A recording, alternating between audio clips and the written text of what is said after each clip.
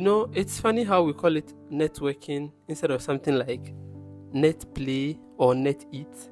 But yeah, let's look into it.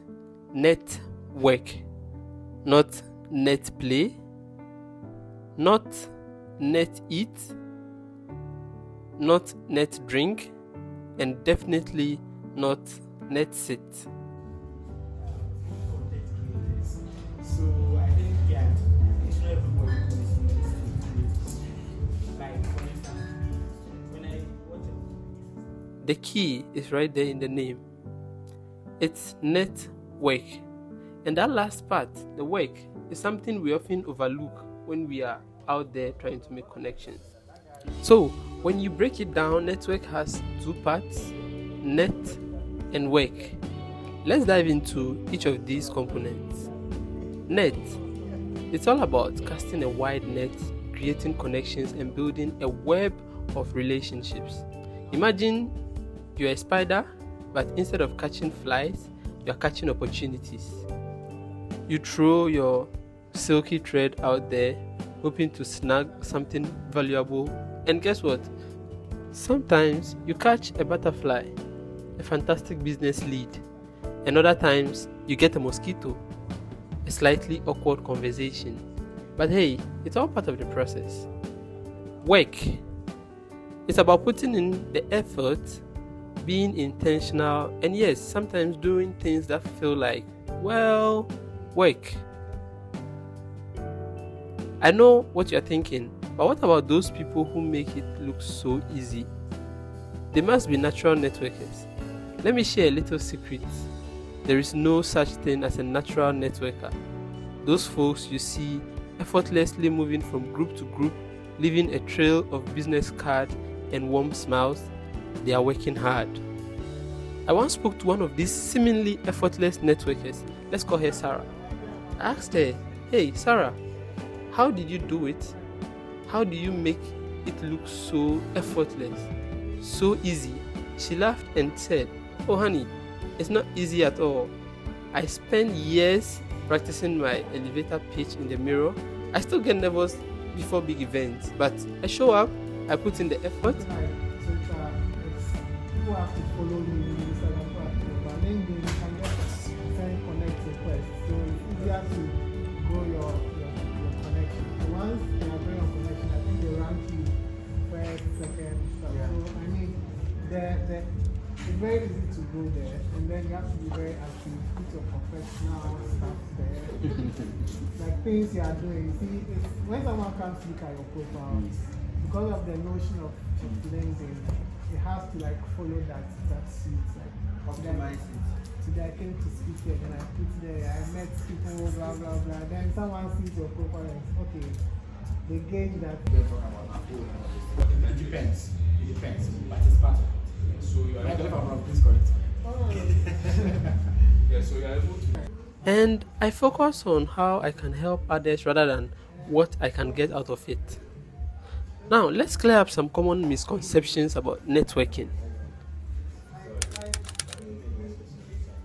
Networking isn't about playing games or making superficial interactions.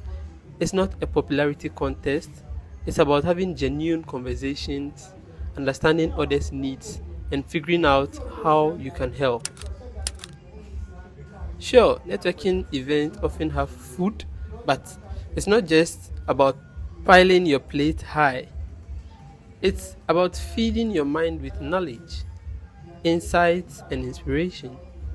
Remember, you're not there just for the hors d'oeuvre. A glass of wine might take the edge off, but networking isn't a drinking game. It's about engaging clearly, staying focused, and having meaningful exchanges. So yeah, just save the shots for another time.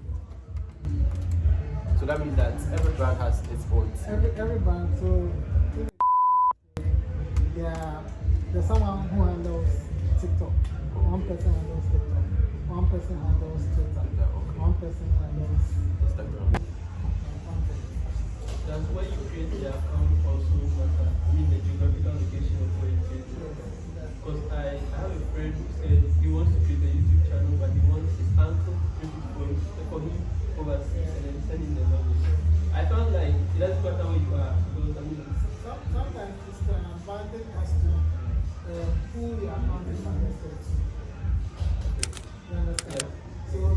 Don't be the wallflower. Networking isn't about sitting in a corner watching from afar. Get out there, introduce yourself, and really participate.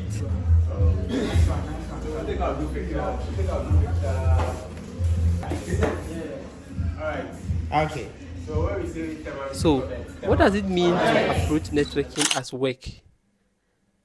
It involves effort, intention, and creating value for both yourself and others. Here's how to start changing your mindset. Do your homework.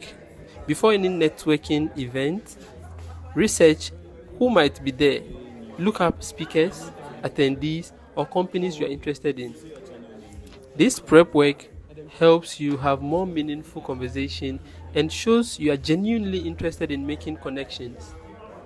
Set clear goals. Don't just show up and hope for the best. Set specific, achievable goals for each networking opportunity.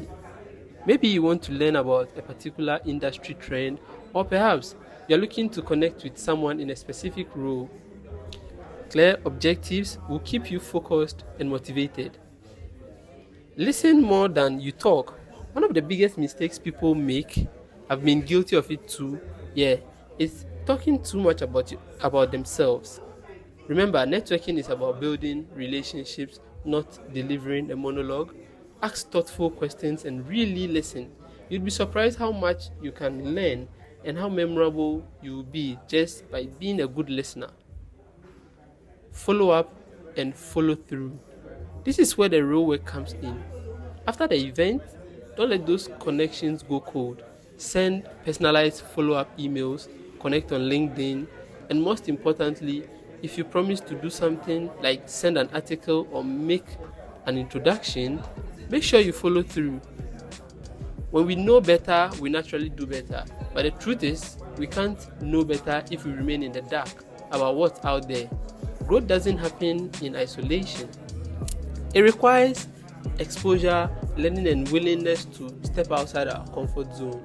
Sometimes we must actively seek out learning and networking opportunities, even when it's uncomfortable or inconvenient. It's in this moment of stretching ourselves that we gain new insights and perspectives.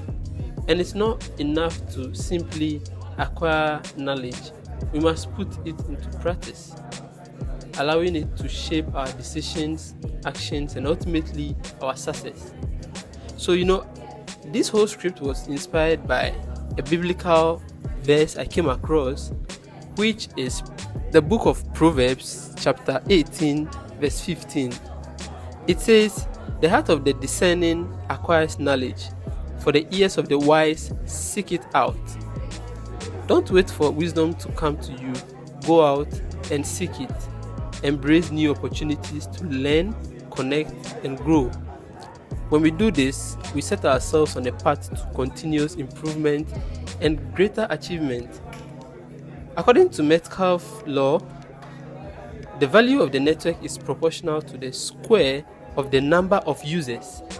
This implies that as you add more users, the network value increases at an accelerating rate. In simpler terms, the more people or devices that are connected to a network, the more valuable that network becomes.